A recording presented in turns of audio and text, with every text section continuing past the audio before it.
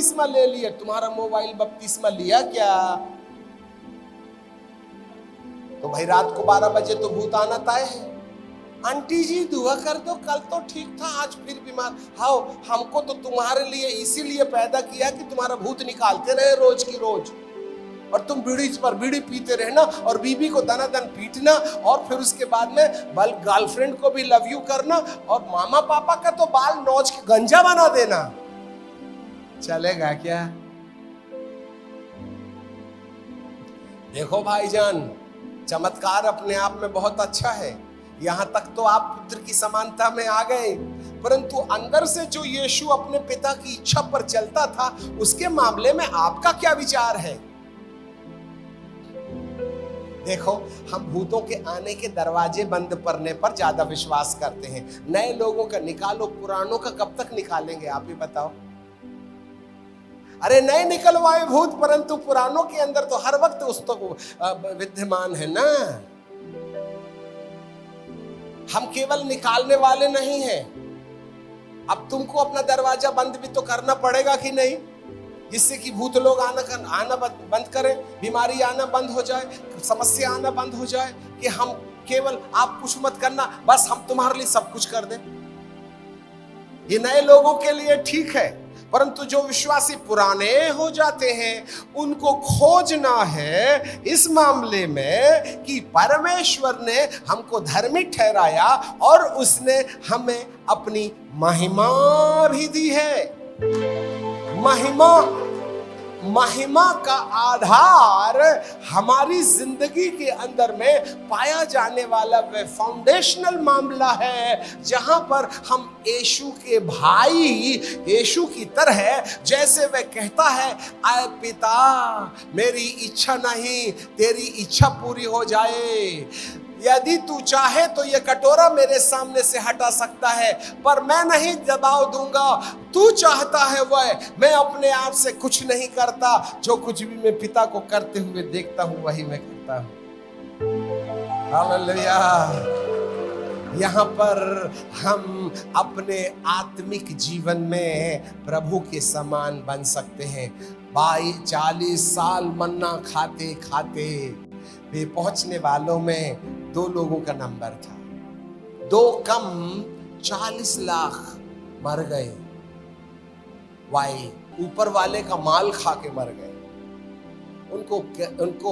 उनको प्रतिज्ञा के देश में शायद कब्रिस्तान नहीं थी, इसलिए उन्होंने रेगिस्तान में ही बनवा लिया।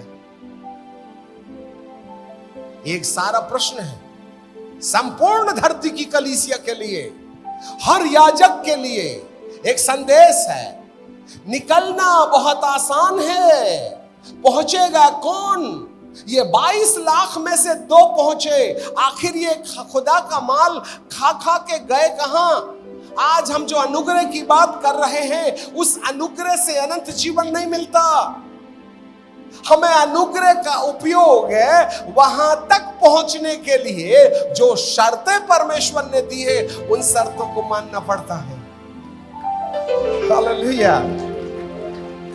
तो सिनाई के पहाड़ के बाद में प्रभु ने अपना एक दूसरा ही कार्यक्रम शुरू कर दिया।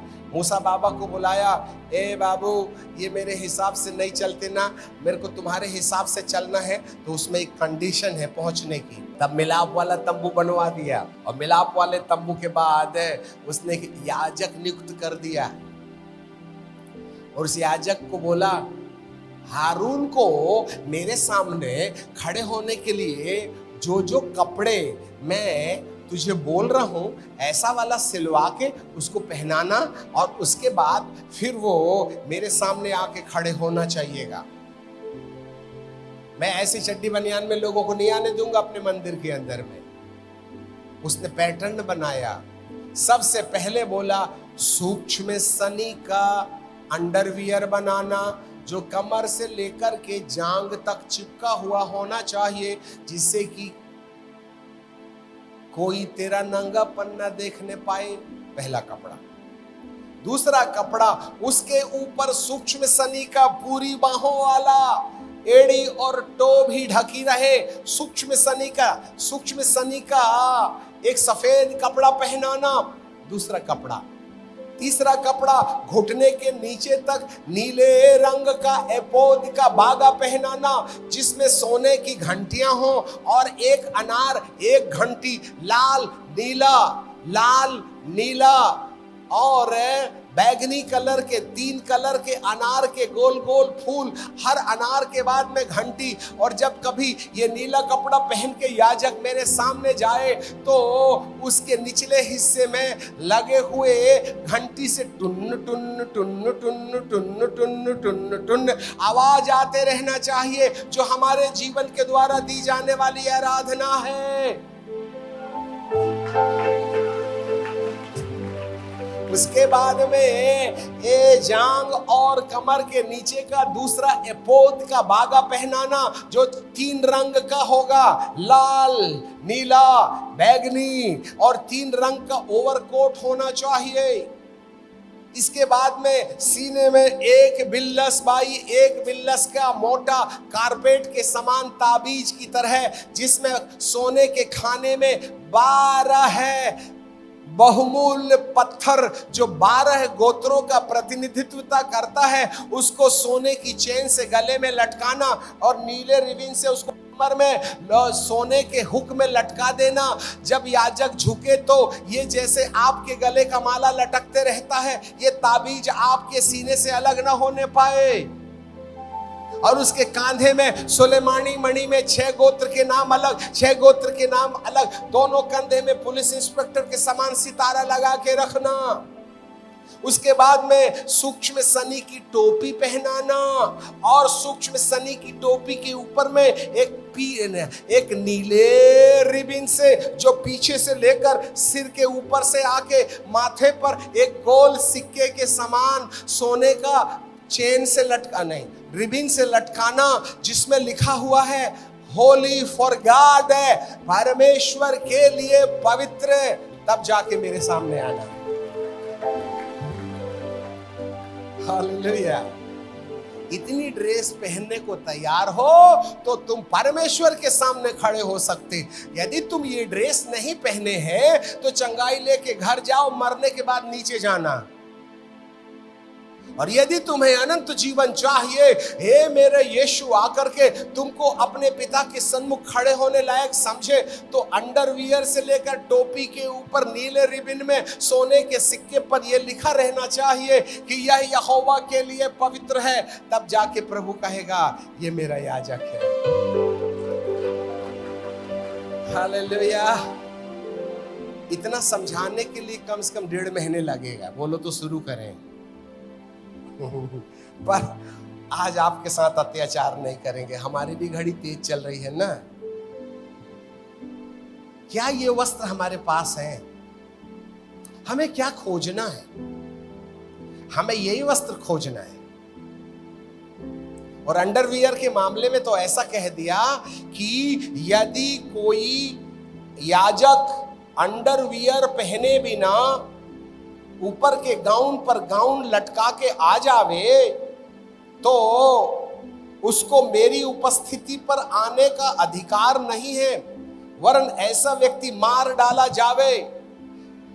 निर्गमन की किताब 28 अध्याय और 40 पद से आपके लिए पढ़ते हैं। फिर हारून के पुत्रों के लिए भी अंगरखे, कमरबंद, टोपियां बनवाना, ये वस्त्र भी वैभव और शोभा के लिए बनाए।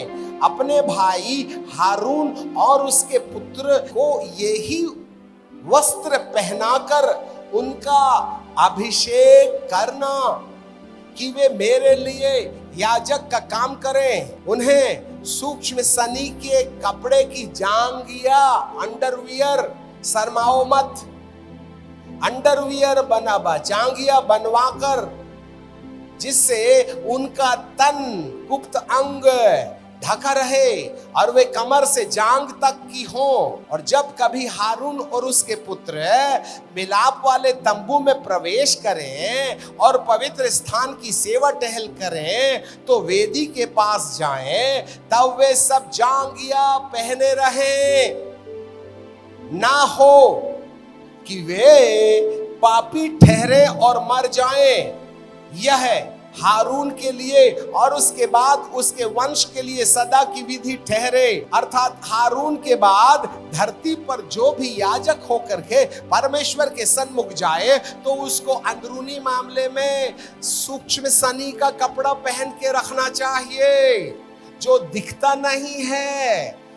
ये बाहर वाला गाउन दिखता है, नीला वाला भी दिखता है, ओवरकोट भी दिखता है, पगड़ी भी दिखती है, वो सब, ये जो चपरस है जिसमें 12 पत्थर है, वो सब दिखते हैं। परंतु नहीं दिखने वाले मामले में यदि तुम ठीक ठाक नहीं हो तो मृत्यु के अलावा और कोई दूसरा रास्ता नहीं है। और अन्य वस्त्रों के लिए उसने इतना दबाव नहीं दिया, वरन उसने अंडरवियर के मामले में ज्यादा दबाव दिया। अरे अपने मन में ना किसी भैया और किसी बहन को देख के कैसी वाली कल्पना आती है? क्या सोचता है मन? क्या सोचते हो आप अपने माता पिता के बारे में? क्या सोचते हो आप दूसरी कलीसिया के मामले में? क्या सोचते हो आप किसी अन्य व्यक्ति के मामले में जो आपको तकलीफ देता है? थोड़ा सोच के देखिएगा। शायद मैं पवित्र आत्मा से भरपूर हूं, हालेलुया, और किसी सुंदरी को देख करके हालेलुया हालेलुया हालेलुया हालेलुया, ऊपर वाले को मोतियाबिंद हो गया है ना, तुम्हारा माथा नहीं पड़ सकता। चंगाई वाली बात करो तो बहुत मजा आता है, और सुधारने की बात करो तो नहीं मिलेगा अनंत जीवन, याद रखिएगा। चमत्कार में तुम प्रभु के स्वरूप में हो सकते हो, परंतु तुम्हारे अंदरूनी जीवन के अंदर में क्या हमारी कल्पनाएं शरीर से हैं या हमारी कल्पनाएं पवित्र आत्मा से है? हमारी कल्पना का आधार परमेश्वर का वचन है या हमारा लोभ, लालच और वासना? हमें अंदरूनी मामले में भी सूक्ष्म सनी का कपड़ा पहने देखना मांगता है, जिसको दुनिया नहीं देखती है। वहां यदि शुद्धिकरण हो गया तो आप मेरे प्रभु के सामने याजक की तरह खड़े होगे, और जैसे गए हो प्रार्थना का उत्तर पाके बाहर आइएगा। अब ये केवल याजकी लोगों के लिए नहीं है। नए नियम में हर एक व्यक्ति जो विश्वास करता है वह परमेश्वर का याजक है। हम राज पदधारी याजकों का समाज, उसकी पवित्र सेना प्रजा है, जिसने हमें अंधकार के वश से इसलिए छुड़ाया कि हम ज्योति की संतान ठहरे, और यदि ज्योति की संतान है तो उसके गुणों को प्रकट करें। वहां एक बगान देखते हैं। उस बगान में कुछ पेड़ हैं जो ऊंचे हो गए हैं, और कुछ पौधे हैं जो निचली जगह में हैं। जो बड़े पेड़ हैं उसमें इक्का दुक्का इरले बिरले फल हैं, और जो नीचे पौधे हैं उसमें पत्तियां तो हैं पर फल नहीं है। पर इस बगान के चारों तरफ एक बाड़ लगी है, और इस बगान के बाहर बहुत ढेर सारे जीव और जंतु हैं जो बगान के चारों तरफ दौड़ भाग कर रहे हैं, पर वो अंदर नहीं आ पा रहे हैं। पर उस बगान के अंदर एक बहुत खूबसूरत है डॉगी की तरह, जिसको हम प्यार करते हैं, एक छोटा सा खूबसूरत आकर्षक डॉगी है जिस पर किसी का ध्यान नहीं है। हम उसको भागा भी नहीं रहे हैं, पकड़ भी नहीं रहे हैं, और उससे हमको कोई टेंशन नहीं है। वो चारों तरफ घूम रहा, पेड़ों के बीच में जा रहा। थोड़े के समय वो डॉगी टॉयलेट करने लगता है, और उस टॉयलेट करने से जगह जगह वो गंदगी करता है, सुसु पिप्पी दोनों करता है, जिससे बदबू फैलने लगती है। और इस बदबू के कारण जितने भी जानवर जो बाहर हैं वो किनारे तो आते हैं पर अंदर नहीं जा पाते हैं। पर इस गंदगी के बाद में उन पशुओं को अंदर आने की जिज्ञासा आने लगती है, और वे जमीन को छेद करके अंडरग्राउंड से धीरे धीरे 1 बाय 1 घूस के समान अब इस बगीचे के अंदर आते हैं। और वे सारे जानवर जो बाहर थे अब वे सब इस बाग के अंदर दिखाई देते हैं, जिसके कारण से एक बादल ऊपर से नीचे आता है। ये कौन सा बादल है? ये दुष्ट आत्माओं का बादल है जो इस पूरे बाग के ऊपर कवर कर लेता है। फिर वो बादल एक बार यूं झटका मार के जाता है, फिर यूं जाता है जैसे पतंग उड़ती है, वैसे ये बादल, ये आंधी एक के बाद एक सैचुरेटेडली इस बगीचे के अंदर भ्रमण करती है। और अचानक एक भारी तेज के साथ में ये बादल उस बाग के ऊपर आ जाता है, जिसमें इतनी गर्मी होती है कि पौधों के फल, पत्ती और डंडियां जल करके उस जगह में गिर जाती हैं। हमें उन डॉगियों की ओर ध्यान देना पड़ेगा जिसको हम बाईपास कर रहे हैं। हमारे साथ प्रभु का अनुग्रह है, परंतु हम उन डॉगियों को, उन जानवरों को एक पालतू जानवर समझ करके उन्हें उस बगीचे में रहने देते हैं।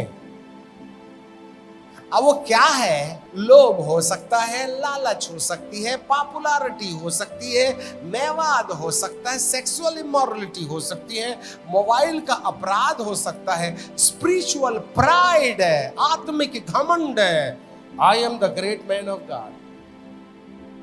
ये वाला भेड़िया नहीं पकड़ाया जाता। और आजकल तो प्रॉफिट की आंधी चली पड़ी है, भले भविष्यवाणी ना आवे।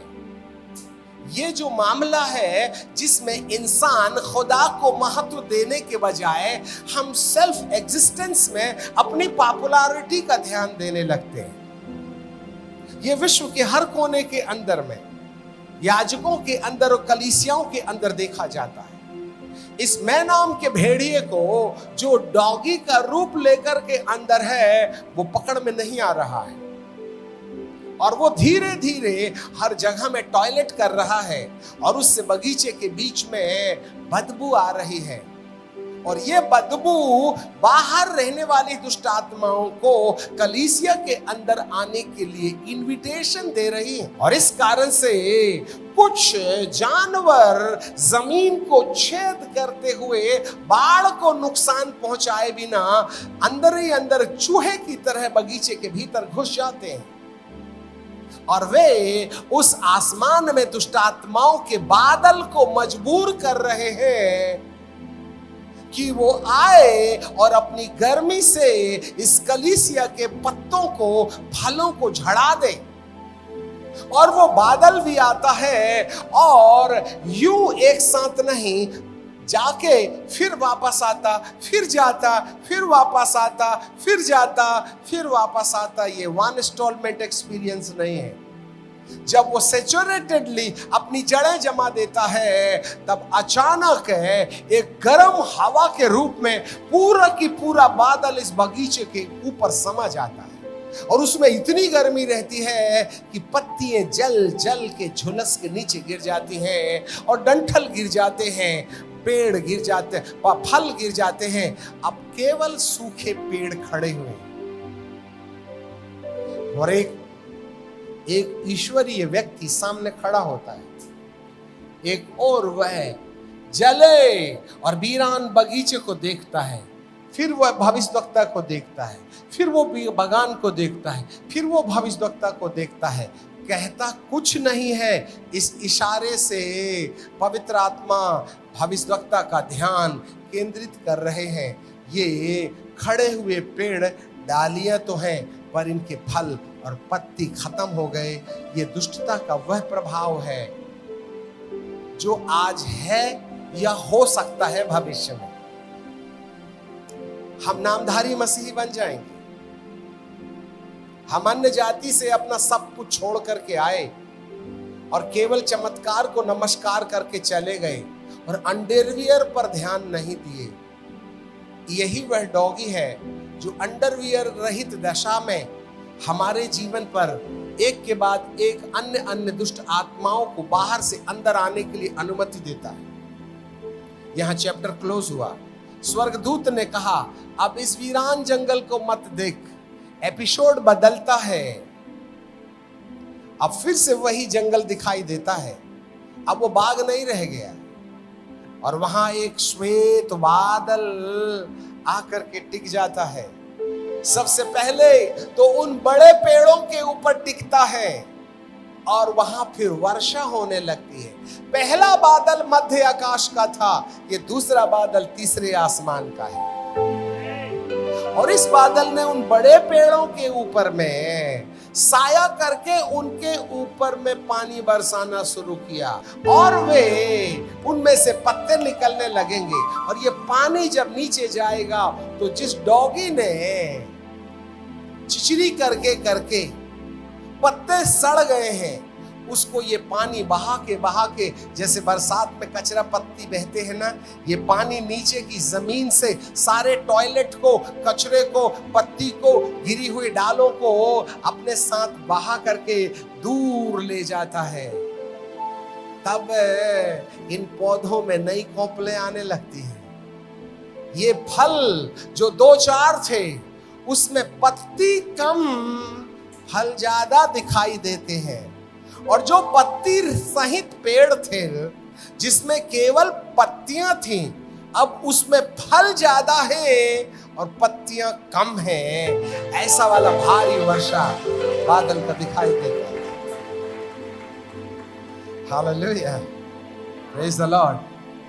यहां 2 एपिसोड है, एक एट प्रेजेंट है और एक फ्यूचर प्लान। उन लोमड़ियों को पकड़ लो जो दाख की बारी को तो नहीं परंतु फूल को नुकसान पहुंचाती है। बगीचे में दाख की बारी में पत्ते हो सकते हैं, पत्तों से बकरियों का इंतजाम होता है, फल से हमारा इंतजाम होता है। मैं फल ढूंढने गया था, उसमें फल नहीं मिला, इसको काट दो और आग में झोंक दो। मेरे परमेश्वर को आपकी धार्मिकता के पत्तों की आवश्यकता नहीं है, वह आपके अंदर फल ढूंढ रहा है। यीशु यरूशलेम में पवित्र मंदिर में चमत्कार करने के बाद उसको मंदिर को जो डाकुओं का खोह था उसको परमेश्वर का भवन बनाने के बाद जब वो बैतनिया को जाकर के दूसरे दिन वापस लौट रहा था तो दूर से उसने अंजीर के पेड़ को पत्तों से लगा हुआ देखा और सोचा क्या जाने, नो कंफर्मेशन, ना जाने इस पत्ते से भरी हुई बाग में फल होंगे, परंतु वहां फल नहीं थे। तब प्रभु ने कहा आज के बाद इसमें कभी फल नहीं लगेंगे। कह के चले गए। दूसरे दिन जब वापस लौट के वापस गए तो पतरस ने देखा अंजीर का पेड़ ऊपर से नीचे तक सूखा था।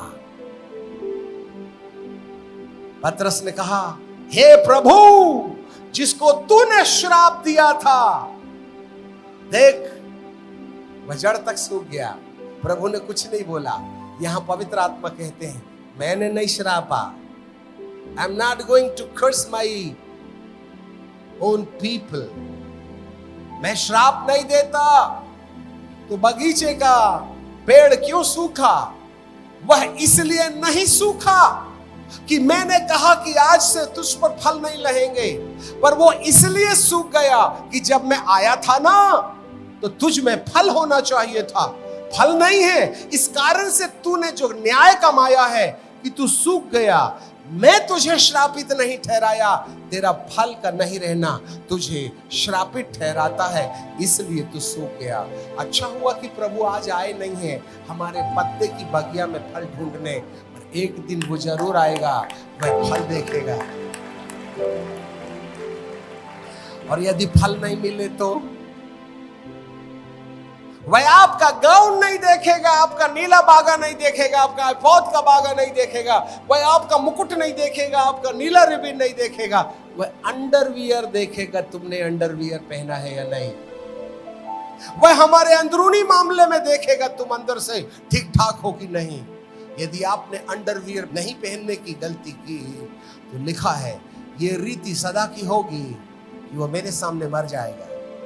इवन दो उसने फुल गारमेंट पहन के रखा। सॉरी टू से, छोटी छोटी लोमड़ियों को पकड़ लो, इस डॉगियों को पकड़ो, एक और बात बताते हैं हम, जब ये आग का बवंडर या गर्म आंधी उस पौधे को जलाती है, तभी यही डॉगी का एक दूसरा रूप नजर आता है, जो एक खुखार भेड़िए की तरह था। वह डॉगी नहीं था, यह भेड़िया था, जो डॉगी के रूप में रहकर आपके बगीचे के अंदर रहकर के टॉयलेट कर रहा है, पर आपने उसको नहीं पहचाना। ये डॉगी नहीं था, ये पालतू जानवर नहीं था, यह भेड़िया था। जब उसने पूरे खेत को उस बवंडर के अंदर डाल दिया, तब इस डॉगी का वास्तविक रूप सामने आया। वह एक खुखार भेड़िए की तरह दिखाई देता। शायद कलीसिया की बर्बादी के लिए हमारे अंदर में छुपे हुए जो गुप्त पाप हैं, जिनको हम कहते हैं चलेगा चलेगा चलेगा चलेगा, गर्लफ्रेंड चलेगा, मोबाइल चलेगा, पोर्नोलॉजी चलेगा, हस्त मैथ्यू चलेगी, वो लव यू चलेगा, पत्नी के साथ में पड़ोसन के साथ भी सेटिंग चलेगा चलेगा।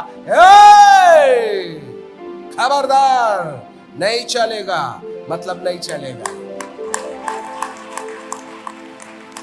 यदि आपने इन डॉगियों को सही समय पर नहीं पकड़ा, तो वे ओरिजिनल दशा में भेड़िए के रूप में जब प्रकट होकर के आपके सामने खड़े होंगे, तब आपको समझ में आया कि अरे भैया, ये तो डॉगी था, मैं तो इसको प्यार करता था, ये तो मेरे लिए बहुत अच्छा लगता था, मैं इससे टेंशन फ्री था, परंतु आज तो उसने मेरी पूरी बगिया को खराब कर दिया। This is the condition of the right now in the churches. अंगूर की बारियों के फूल यदि गिलहरी ने कुतर के खा गया है, तो पत्तों ते जरूर मिलेंगे, परंतु आपकी फसल में फल नहीं मिलेंगे, फल भी गिरेंगे। बट परमेश्वर का धन्यवाद हो, ये संत देख करके कहता है, ओह, अब उसकी आवाज, अरे अरे अरे अरे अरे अरे, आए याजक, आए प्रॉफिट, आए अपोस्टल, हालात देख, इस डॉगियों ने चिचरी करके करके जिसको हमने नजरअंदाज कर दिया है, जिसको हमने अपनी बगिया से नहीं निकाला है, ये एक दिन भेड़िया बन करके इस आग को न्योता देगा, इस बादल को न्योता देगा, जिसकी गर्मी से सारे पत्ते गिर जाएंगे और उसके फल भी झड़ जाएंगे और ये सब कुछ नष्ट हो जाएगा। ये बात बड़ी आशा भरी दृष्टि से संत कलीसिया के अगुओं को देखते हुए, इन हालातों की ओर निहारते हुए कहते हैं। परंतु दूसरा डिवाइन प्लान, प्रभु एक वर्षा ला रहा है, एक और बादल आ रहा है, जो केवल बड़े पेड़ों के ऊपर में होगा।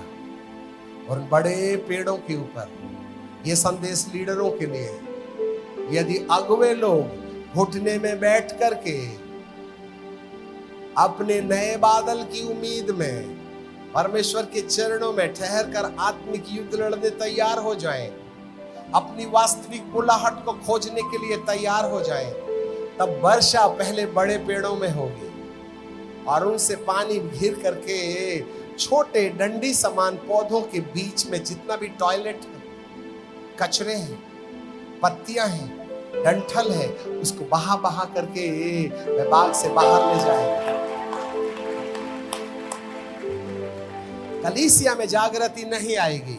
कलीसिया से पहले हमारे अगुओं को जागृत होने की जरूरत पड़ेगी। जो पौधे अब तक केवल पत्ते रखे थे, वे पौधे पत्ते तो नहीं, वरन जिस संख्या में पत्ते थे उससे ज्यादा संख्या में फल थे और पत्ते इरले बिरले थे।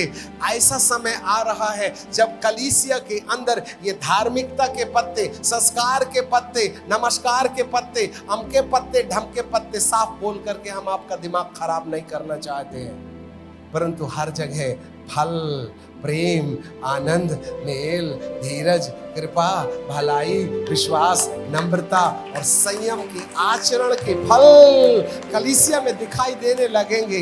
यही है जो अगले पलों में प्रभु हमारे साथ करना चाहते हैं।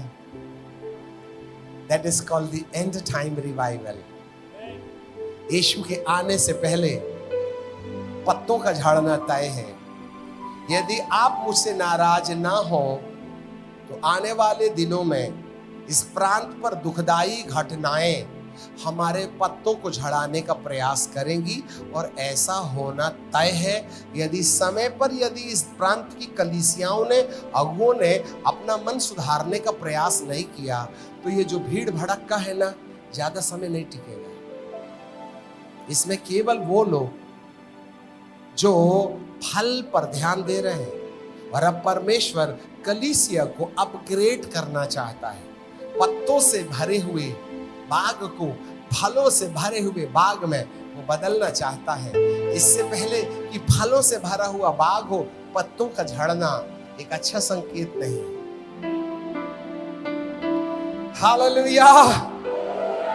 जो बादल आज कलीसियाओं को तकलीफ देगा, उसके बाद एक और बादल आएगा जो तीसरे आसमान से आएगा, और वो बादल कलीसिया को हरा भरा कर देगा, और वो बादल हमें वहां ले जाके खड़ा करेगा जहां हम बुद्धिमान 5 कुंवारियों के समान अपने पूरे वस्त्रों को पहनकर, अपने हाथों में मशाल लेकर के अपने दुल्हे का स्वागत करने के लिए तैयार हो जाएंगे। Praise the lord. निर्बुद्धिमान सो रही थी और बुद्धिमान ऊँघ रही थी। अंत के दिनों में अच्छे अच्छे ऊँघने लगेंगे, परंतु फिर एक फटाका फूटेगा, बूम, तो पूरा गांव जाग उठेगा। अब ये कैसा वाला बम फटेगा हमको नहीं मालूम। ये तो दूल्हा जब गांव में पहुंच जाएगा तभी बम फटाका फोड़ेगा, और फिर एक साथ ढोल बजेंगे। गांव में जाने से पहले बाराती चुपचाप बिना ड्रम के अंदर पहले पास आते हैं, और गांव के बाहर एक मैदान में खड़े हो जाते हैं, और सब अपना कपड़ा गिपड़ा बदल लेते हैं, लिपस्टिक लगा लेते हैं और तैयार हो जाते हैं। ए लड़के वालों, सब तैयार हो गए? ओके, चलो जैसे ही फटाका फोड़ेंगे सारे ड्रम बजना शुरू हो जाएंगे, और जैसे हुआ बूम, ढमक ढमक ढमक ढमक ढमक ढमक ढमक, तब सारे गांव के लोग सोते हुए कहे, अरे आ गई बारात, आ गई, दूल्हा आ गया, उठो उठो उठो उठो। अब कौन उठा कौन नहीं उठा? बुद्धिमान भी उठी, मूर्ख भी उठी। सबसे पहले अब आप ही बताओ, साड़ी ब्लाउज कपड़ा लहंगा वगैरह पहन करके दूल्हा आए, यदि देर हो जाए और अपन झटका मारने लगे, पल्लू निकल गया तो क्या करिएगा? और जो सो गई हैं उन्होंने तो यूं किया होगा, तो प्लिट्स नहीं निकलेगी क्या? तो उठ करके सबसे पहले क्या करना पड़ेगा? कोई महिला है, चर्च महिला है ना, कोई लड़की है जो बिना आईने के खड़े हुए अपना अप टू डेट कपड़ा पहन लेगी? उसको कहां जाना पड़ेगा? आईना के सामने। वो ऐसे करेगी कि नहीं करेगी? ऐसा करेगी कि नहीं? ऐसा करेगी कि नहीं करेगी? हमने माँ से सीखा था, बाद में नहीं देखा। वो भी, मेरी मम्मी भी ऐसे खड़ी होती थी, ऐसे देखती थी, यूं देखती थी, यूं देखती थी, इधर भी देखती, ऐसा खोंचती, इधर को लंबा करती, इधर को ऊंचा करती। उसके लिए क्या चाहिए? 2 चीज चाहिए। नंबर 1 आईना, नंबर 2 अरे उजियाला रे बाबा। उनकी तो मसाले बुझी जा रही थी, तेल तो था ही नहीं। आज कलीसिया के पास तो रेवलेशन है ही नहीं। पवित्र आत्मा जरूर हो सकता, वो भी कुप्पी में होगा, मसाल में भी तो हो जाए भाईजान। तुम्हारे दिल में तो है, दिमाग में तो नहीं ना है। हाथ पैर हिलाने से काम नहीं ना बनेगा। दिल के अभिषेक को दिमाग में लाना पड़ेगा ना, तभी ना उजियाला होगा। और जब उजियाला होगा तभी ना दाया बाया होइएगा। और अपने कपड़े, अब बेचारी मूर्खों के पास में तो तेल था ही नहीं। अब प्रभु जी कहते हैं, ए बाजू वाले की टॉर्च में कपड़े नहीं सुधारना, अपनी टॉर्च ले लो। मेरी बीवी के अभिषेक से मेरे को स्वर्ग नहीं ना मिलेगा। पादरी का पोंछा पकड़ करके तुम मत सोचना कि ऊपर चले जाएंगे, क्योंकि उन्हीं का वजन ज्यादा है, तुम्हें कहां झेलेंगे। हर एक को अपनी अपनी मसालों में तेल डालना पड़ेगा। हर एक व्यक्ति अपनी मसाल से अपना कपड़ा ठीक करे। यदि एक दुल्हन ने अंधेरे में ऐसा वाला साड़ी पहन के चली गई और वीडियो बन रही है, आज तेल मिल रहा है, अपनी आत्मा जो बुझ गई है, हमारी मसालों में जो तेल खत्म हो गया है, हमारे कपड़े जो उजियाले में अंधेरे के चक्कर में अस्त व्यस्त हो गए हैं, अपने आप को वचन के आईने के सामने खड़े हो जाएं, अपने हाथों में प्रेम की मशाल जला लें और अपनी ड्रेसिंग करना शुरू करें, तब वीडियो में हमारे दूल्हे के साथ खड़े होने का मौका मिल जाएगा। आज कलीसिया की पहली हालात को प्रभु कलीसिया की दूसरी हालात में बदलना चाहता है।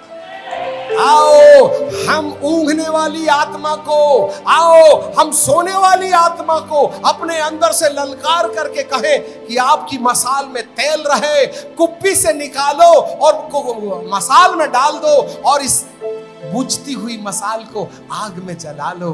तो क्या होगा? ये जलाने से, अरे भाई साहब मसाल से नहीं, मसाल के उजियाले में कपड़ा ठीक करने से। प्रॉब्लम यही है। एक यात्री था जो यरूशलेम से यरीहो को जा रहा था। रास्ते में उसको डाकू लोग मिले और डाकुओं ने उसके वस्त्र छीन लिए। अरे बाप रे, ऐसे कैसे डाकू थे? मोबाइल नहीं छीने, चड्डी बनियान छीन लिए। वाह रे चोर! अरे मोबाइल छीनूंगा तो ये पाप करना बंद कर देंगे, तो मेरी मेंबरशिप से घाटा नहीं होगा क्या? इसलिए मोबाइल नहीं छीनता, वो चड्डी बनियान छीन लेता, जिससे कि तुम नंगे रहो। अंदरूनी मामले में बाहर से आदम ने क्या किया? पिता परमेश्वर का दिया हुआ चमड़े का कपड़ा पहन लिया। आदम ने परमेश्वर के द्वारा दिया गया चमड़े का कपड़ा पहन लिया, पर बाथरूम नहीं था ना वहां, इसलिए पत्ते की लंगोट उतारना ही भूल गया और पत्ते की लंगोट के ऊपर में चमड़े की लंगोट हटा ली। तो जब पत्ते की लंगोट थी ना, तो ऊपर ही ऊपर खुजाता था।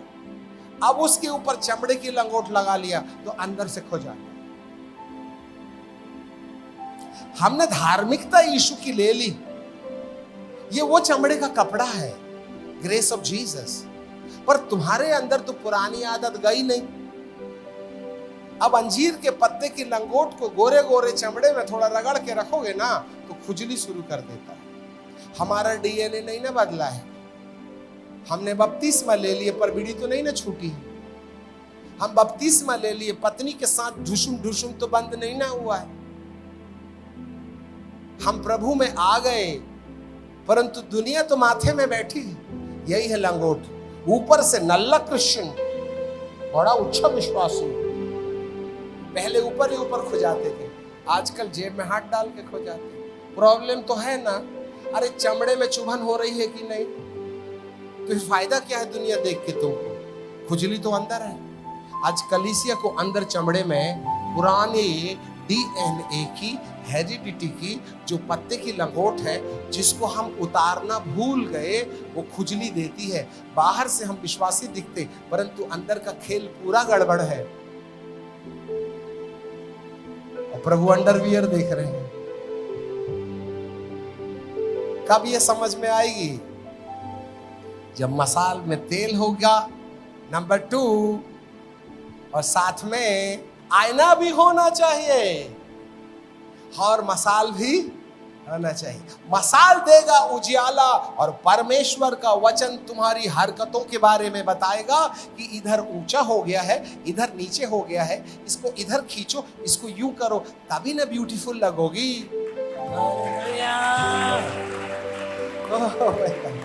हे प्रभु, दुल्हे के सामने एरा गहरा नत्थु खैरा चोर चक्के बिड़ी मसी दारू मसी लंद मसी फंद मसी मोबाइल मसी खड़े नहीं हो सकते। वीडियो खींच रही है, आपको अप टू डेट होना पड़ेगा, तभी ना यीशु के आगमन के समय ऊपर जाने में अपना सबसे पहला नंबर लगेगा। अब तुमको चंगाई लेके नरक जाना है तो जाओ, अपने बाप का क्या जाता है, चमड़ा तुम्हारा जलेगा, मेरा नहीं ना जलेगा। It is good to be a member of the church, but it's a very important that how looks like before the sight of God. मनुष्य तुम्हें कैसा देखता है इतनी महत्वपूर्ण चीज नहीं है, परमेश्वर तुमको कैसा देखता है, इस पर ऊपर जाने की तारीख तय की जाएगी। तो बेचारे यरूशलेम ऊंची जगह है, यरीहो नीची जगह में है। ऊंची जगह से लोग नीची जगह में जाएंगे तो डाकू मिलना तय है। हमको नीचे से ऊपर जाना चाहिए कि ऊपर से नीचे आना चाहिए? ऊपर से नीचे जाओगे तो रास्ते में मिलेंगे डाकू और वो चड्डी बनियान उतार लेंगे। ऐसे ऐसे चोर हैं जो तुमको तुम्हारे पायजामा कुर्ता से संबंध रखते, तुम्हारे मोबाइल, सोने का गले का चेन नहीं ले गए, क्या ले गए? वस्त्र चुरा गए। तभी ना सामरी ने, अब याजक तो निकल लिया, ए बाबा मर्डर का केस लगेगा, लेवी भी निकल लिया। अब सामरी कौन है वो देखे।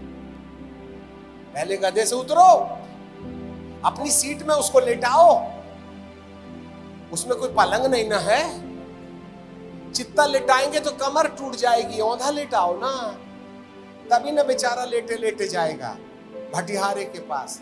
और वहां 2 सिक्का दिया, नया नियम और पुराना नियम, और बोला जरा सेवा करते रहे ना, अच्छा हो जाए तो आईडी कार्ड देना, ऐसा नहीं बोला, घर जाने देना है। अब ये कहानियां जरूर हैं, परंतु उसमें जो संदेश है वो बड़ा महत्व रखता है। पिता परमेश्वर आपके पत्ते की लंगोट पर ध्यान दे रहा, आपके ऊपर के चमड़े की लंगोट से ज्यादा इंटरेस्ट नहीं है। ऊपर का कपड़ा देना मालिक का काम है, अंदर का कपड़ा उतारना हमारा काम है। उस पर मत गिर जाओ। वो चमड़े का कपड़ा देता है तो तुम्हें पत्ते की लंगोट उतारनी होगी, और जब पत्ते की लंगोट उतरेगी तब चमड़े का कपड़ा तुम्हारे काम का होगा। यदि आपने पत्ते की लंगोट उतारे बिना चमड़े का कपड़ा पहन लिया तो बाहर से हम अच्छे दिखेंगे, परंतु प्रॉब्लम अंदर होगा। इस कलीसिया को वह अंदर और बाहर वहां पहुंचाना चाहता है। आओ हम उन डॉगियों को पकड़ लें। हालेलुया।